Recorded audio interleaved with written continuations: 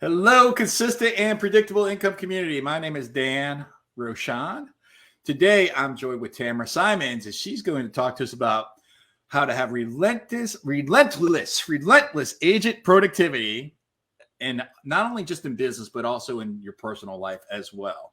So, Tamra, she's been in real estate for many years, for more than 17 years in Utah.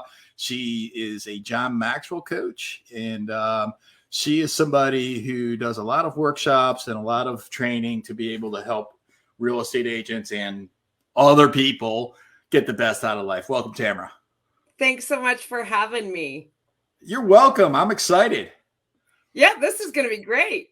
All right. So tell me, Tamra, so relentless agent productivity. We're going to learn more about that. But before we do so, I want to tell us a little bit more about yourself. What should I know about you? Well, let's see here. I have been in real estate 17 years. Okay. I'll be 18 years in May of next year.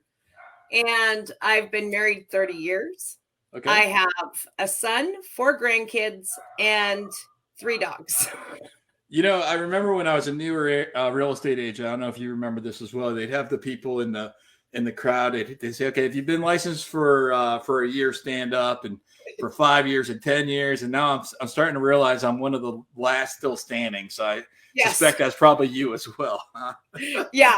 Well, you know, you've done something right when you're still here. I don't know about that. Maybe we're just too stupid to stop. That could be it too. Yeah, I mean, it's either smart or stupid. I don't know, one or the other. Absolutely. Well, you know, it's that insanity game, right? I got you. So Tamra, so tell us before we jump into the topic today. I'm curious because you have a lot of experience doing this. What's the biggest lesson, the number one thing you'd say you've learned in real estate sales that'd be useful for the audience to hear? Is to have a process. Okay. You need to have a process. You need to know what you're going to do before you do it. Imagine that. Yeah. Yeah. You know, that's one of those hard knock rules I learned early on. Yeah. Is without a process, you have no idea where you're going. Yeah. You have no idea what you should be doing. So you definitely have to have a process. Okay. Sounds like you're already a badass CPI agent.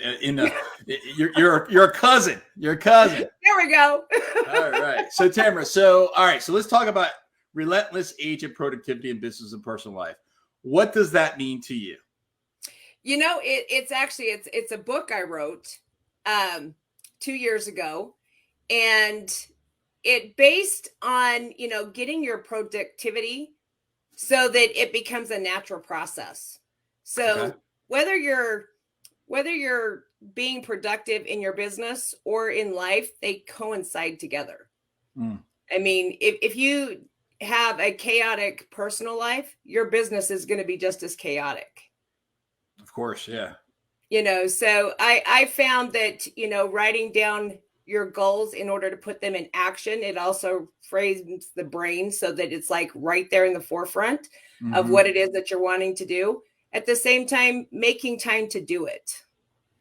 Got it. So if you're, I don't know, I'm going to say this a different way. If you're screwed up in your personal world, you're going to be screwed up in your business world and vice versa, you think? Absolutely.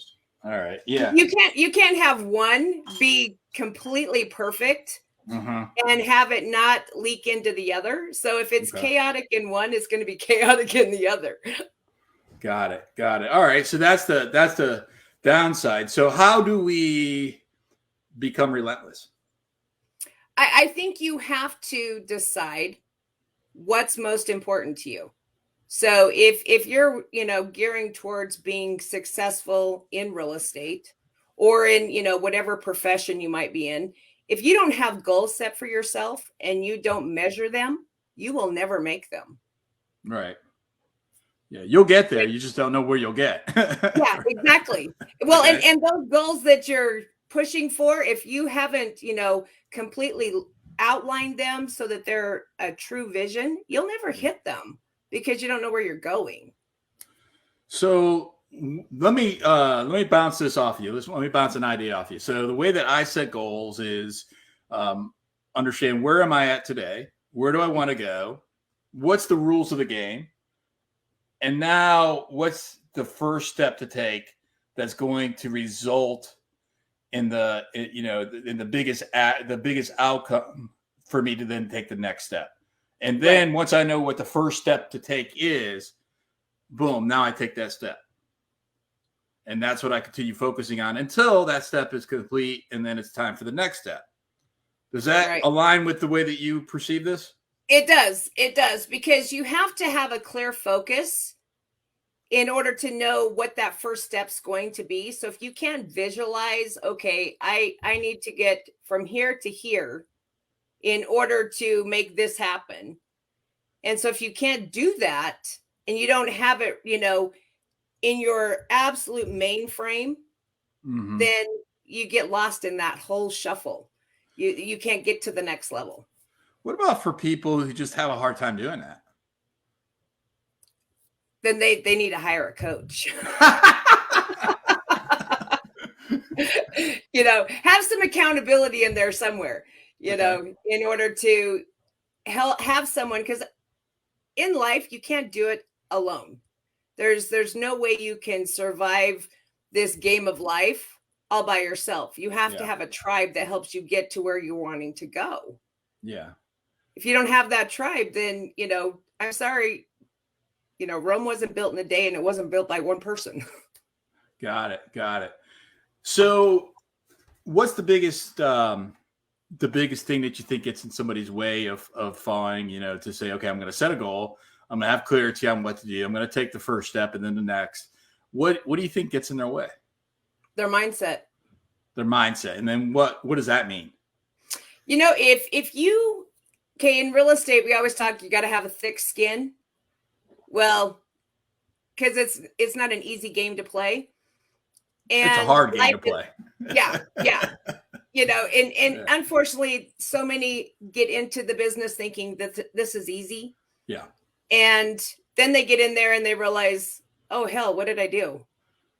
This is not easy. Yeah. And this is not easy money. Right. You have to have a thick skin. And life, I think you have to have a thick skin because you're going to have a roller coaster ride. And so if you can't keep your mind focused on, okay, there's a learning lesson behind what it is that I'm doing or whatever is, being thrown at me at this time, because I get wrenches thrown at me all the time. Yeah. And if you can't keep a strong mindset that keeps you going, okay, there's a lesson to be learned here, and take that and go, okay, this is what I think I'm supposed to be learning. And you just keep moving forward instead of. I want to talk about thick skin for a second, because there's like layers of, there's layers of skin, right? So this analogy will work really well. But there's, so there's like layers of challenges that we come across as real estate agents that are rejection. There's the rejection just out of the lane, like don't call me. There's the rejection of somebody who hires somebody that, maybe your best friend hires somebody else, right? Like that's rejection. There's rejection of your 3 days before closing and it's the biggest deal of your life. And you're 2 months late on your mortgage and the deal falls apart. That's rejection.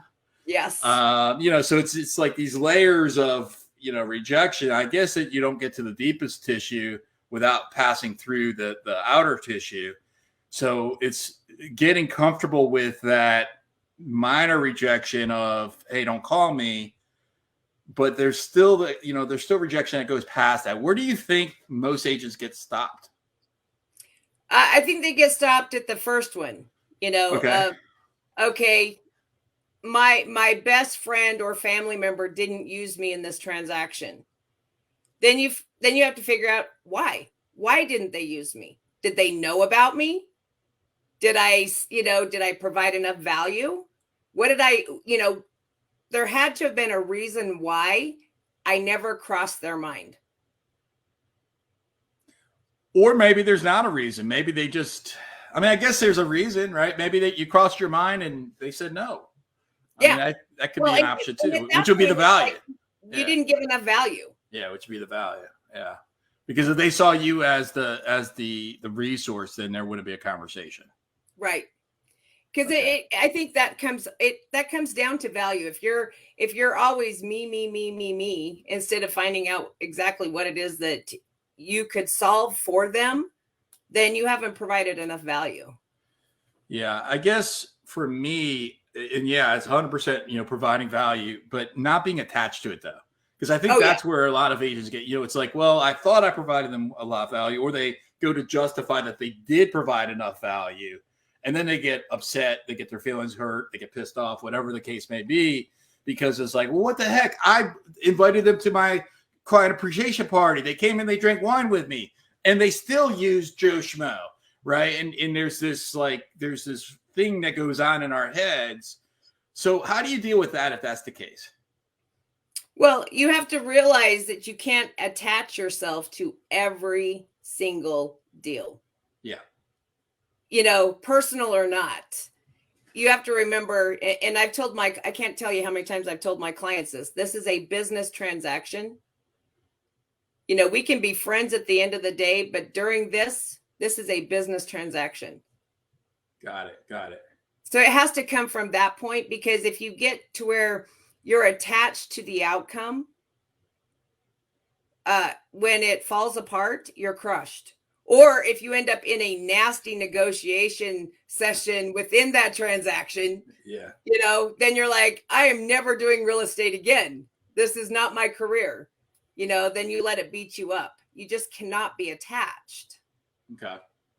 So I know that you are a certified trainer and coach with John Maxwell Company, John Maxwell Certified Coach.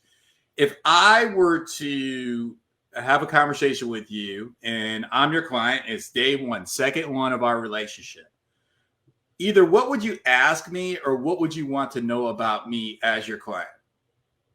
I would want to know what it is that you are wanting, where it is that you're wanting to go. Okay. Because if I don't know that, then I can't help you. Okay. So where do you want to go, Dan? And do you find, because we're tying the business and the personal together, Mm-hmm. do you find that most people will go to one end or the other of that spectrum of let's work on my business world or let's work on my personal world, or is it evenly divided? What's the results? What's your observation? It's usually, I find that a lot of people have business here, life's here. They don't realize that they coincide with one another. Yeah. They attach, well, I've got to make more money.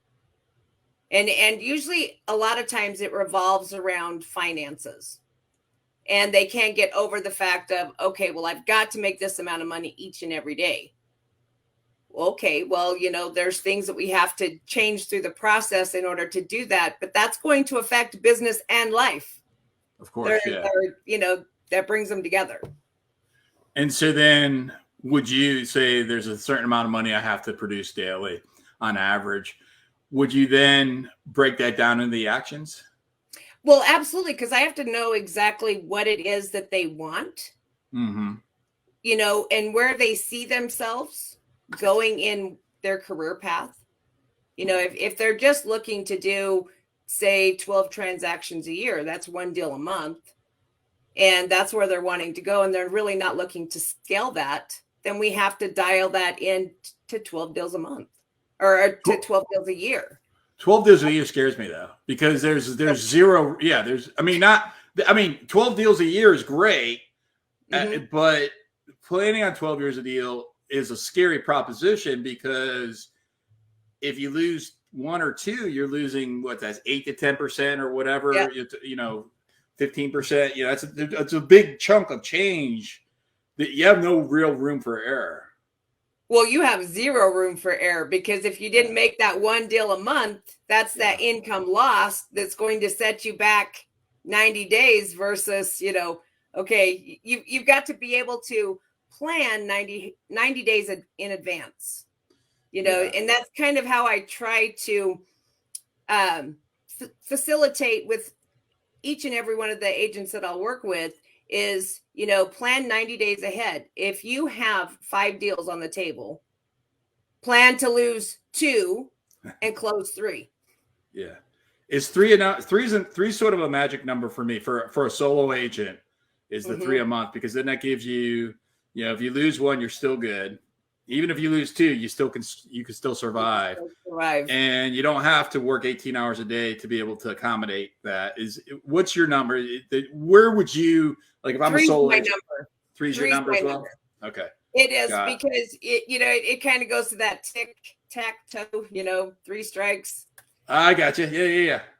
And so, if you can close all 3, great, but you plan for at least 1 out of the 3, because anything can happen.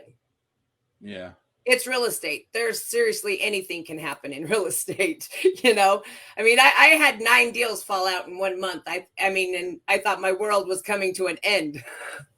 How many did you close that month? Any? I closed 14. You closed 14. 9. So you had 23 pending and you had 9 of them fall out? Yep. Yeah, I think I had a month like that once.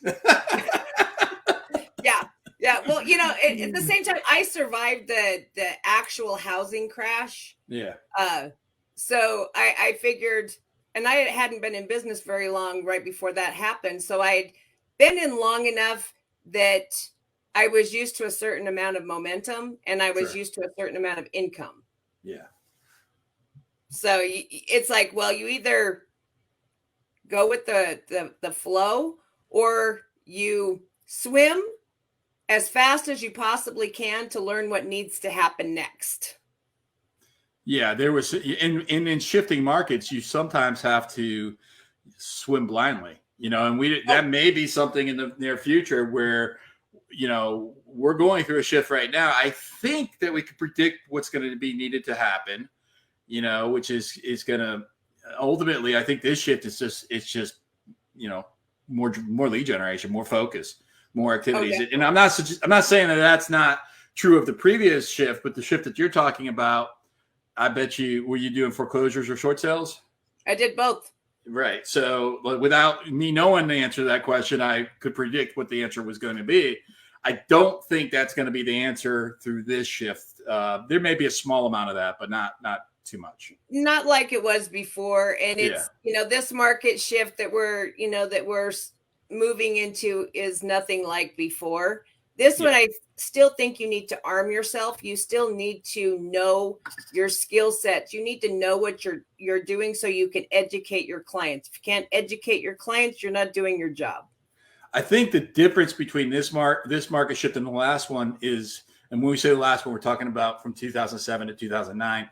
I think the difference is that it's going to be less volume through this shift, where the previous shift was less price.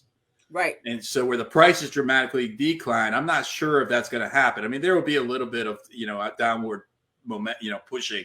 But I think ultimately what you're going to do is you're going to find supply and demand equally will decline. And because they'll equally decline, you won't have that tremendous push downward where we had before. And so what that means is if there's 100 transactions in your marketplace today, there may be 70 or 80 or 65, in the next 12 to 18 months.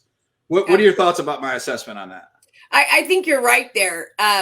Because here in Utah, through the summer, our inventory was so low. Yeah. And I think that was across the board, no matter where you were. But demand was up. Yeah. Exactly. And now we're seeing this huge incline in inventory. Yeah. But we're also seeing an incline in interest rates. Yeah. And then we see everyone that's panicking because they're listening to national media instead of their local media. And so everyone starts going, oh, well, we can't do this. And then they seem to think that no one else is buying and no one is selling. And that's so far from accurate, because they're still going to buy and sell no matter if interest rates are 7% or they're 2%. They're still going to buy and sell. I mean, I bought my first house and I got 12% and I thought I was doing great. I remember refinancing to 6.5% was the first refinance I ever did. And that was like, oh my goodness, I got 6.5%, you know? Yeah. Well, I bought my house. My very first house was in the 90s. And the best interest rate at that moment in time was 12%. Yeah. So So Tamra, what do you value? I value a lot of things, but I value family, friends, and life. You're Hmm. only giving one. And so I truly value relationships. Do you think that, I heard there was I don't remember who it is. Maybe you know, but you may not. But there was a guitarist that did this. I was just hearing this story retold yesterday, and he was in his last months of life, and he was on David Letterman, and David Letterman interviewed him and said, what do you value about life? What, basically the same sort of question. And he's in the guitarist said, well, my suggestion to you is enjoy every sandwich. And right. And so here's a guy that's getting ready to die, and and he was way too young to die, maybe in his 40s. And that was his advice, and I heard that story yesterday on the radio. I was like, yeah, that's about sums it up for me. Enjoy every sandwich. There you go. There you go. Yeah, that definitely gives you something to think about, right? I think so. Let me ask you. So you've done a lot in coaching. You've done a lot in real estate sales. What would you say is the biggest failure you've learned from? Oh, the biggest failure was not planning. Okay. Not having a plan. Just kind of winging it. Everybody says, oh, you can do everything if you just wing it. Well, winging it will only get you so far. But not necessarily having a clear, precise plan. Okay. And then what I want out of life. Out of life or business or both? Both. When do you have a defined plan today? I'm assuming you do. I do. I journal. Okay. And so if what I'm wanting, everything always gets written out for me because that's just who I am. And I'm an avid reader, so reading and writing kind of go together. Yeah. But I know where I want to go. Okay. And so I plan as an exact amount of time to get there. So that's kind of how I go through life is I give myself a time for my journey. You mean like 6 months from now, or do you mean like an hour a day I'm going to work on this task, or both? No, I have my time breakdown for each day. So I have a daily time schedule. Okay. I think that's important no matter, if you're in business with real estate or any business really. But no, I have, a life plan and, kind of the map in order to get there. So when you say you have like a life calendar or a daily schedule, so do you mean that you have like on your schedule, you have time allocated to do certain activities? I have, it's interesting. And I'm probably really anal about this, but I have, family activities and life activities and business activities on my calendar. Okay. So if it's like, okay, it's Sunday night and I'm going to go to dinner with my husband, it's on there. If we're having a family event, it's on there. Yeah. Everything's planned into my calendar, Monday through Sunday. Now, and I believe I know the answer to this question, but I want to ask it to pull something out here. Do you feel as though if you spend adequate time with your family? Oh, I do now. I haven't always.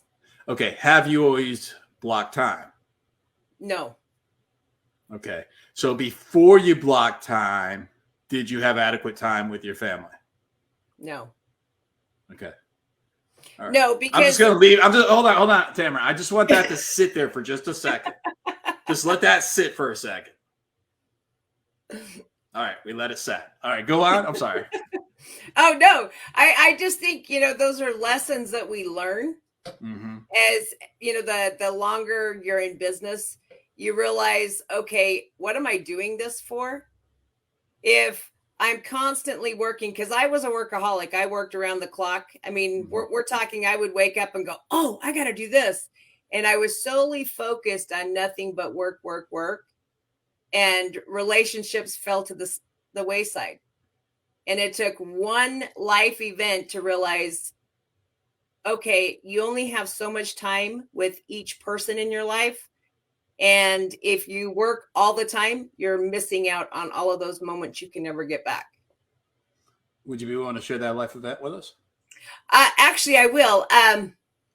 I was working, and my father's health was failing, and I wasn't taking the time to go where he was, and he lives 150 miles away from me. And I wouldn't take time out of my day to go, okay, this day I'm going there. And he ended up in the hospital, and that was a wake-up call. He was on his deathbed at that point, and I spent every single day with him, week on end. It was like, screw the business. This is where I need to be. And luckily he survived, but it was my wake-up call of, I'm not allocating enough time with those that mean the most to me. Money's money. Yeah. But, I only get so much time with each of these people in my life. How long ago was that? That was 7 years ago. Okay. Yeah. So you say money's money. I look at money, time, relationship, health. Those are all assets that we have. Mm-hmm. And so once we can value those each as assets, there's time is a precious one. I would say the most precious is health, Mm-hmm. because if you drop that ball, that's sort of like, it's like you got these balls that you're juggling, and you got the business ball, you've got the relationship ball, you've got the money ball, and then you've got the health ball. They're all rubber balls, except for that health ball could be a glass ball, because if that shatters on the ground, then you don't get that back. Yeah, you're done. Yeah. So that's the one that I feel is precious for me. And thank you for the reminder, because I don't always, and I don't know if it's, I also follow a calendar. I also time block. But I'll be candid. I don't always feel as though if I have the appropriate time for, relationships, for example. Mm-hmm. Okay. And so that's something that I'm always struggling with, to be able to come back and forth with. And I appreciate you sharing with us, your story about your dad and how that made you realize, like, okay, wait, there's only one life. I'm going to enjoy the sandwiches. I'm going to enjoy my relationships, and I'm going to focus on that. Well, because Tamra, it can be gone so quickly. Oh gosh, yeah. I recently had my Facebook Facebook got hacked, and I'm setting up a new Facebook profile, and I realized that as I'm going through and I'm finding people, and then I'm getting these suggestions, that there's a lot of people who I used to be friends with who are now, even still, I don't know how they're popping up there, but they're not alive. Right. And it's like, oh, goodness gracious. Like, that's not, it reminds you, it's, you and I are probably around the same age, and it reminds you as you get a little bit older. We're not old yet. Right. But we're, another 25 years. Right. As you get a little bit older, you start realizing that, that life is precious, and people do pass away, unfortunately. But I want to transition as we finish up here, if we could. So you do the coaching, you help people personally, you help people to develop. And I know that you have some things with the John Maxwell company that are coming up. Can you share those with us? Absolutely. We're doing the Change Your World transformation tables. And what that is John wrote a book called Change Your World. And it's 6 weeks of focus on things such as hope, what hope means to you, intentionality, what that means to you. And it's a group of, they're done in 10 people per table. And we spend an hour each week for 6 weeks going through the Change Your World. Oh, wow. And it's just to give people a better perspective, a better outlook on things that you should be focusing on more so than all of the doom and gloom. And it just gives you, you know, one more thing in your arsenal to look forward to. And so first week in December is when that starts. And you can do that online, or everything's virtual. Okay. So how does somebody sign up for that? How does someone get in touch with you? The best way is to DM me on Facebook at Tamra Sells Utah. That's the easiest way to find me. Tamra Sells Utah. Tamra Sells Utah. Tamra. Sorry, Tamra. Go ahead. Yes. Nope. Thank you for doing that. Tamra. You're welcome. You're welcome. And then we can get them on the calendar so that we can get everyone on each individual transformation table. Tamra, I think you just got smart with your name and you just said, well, they're going to say Tamra anyway, so I'm just going to drop an A from it. There you go. All right, Tamra, thank you for joining us today. For everyone else who's watching this or listening to this right now, I want to invite you to an upcoming listing challenge where I'm going to show you how I've taken 79 listings in the last 12 months, but more importantly, how you could do the same. You can come join me at www.5daylistingchallenge.com. That's the number 5daylistingchallenge.com to save your seat. The event is free, and I look forward to seeing you there and helping you to take listings in today's market. Tamra, thank you again for joining us today. And everybody else, and you included, have the best day of your lives. Be grateful, make good choices, and go help somebody today. Thank you.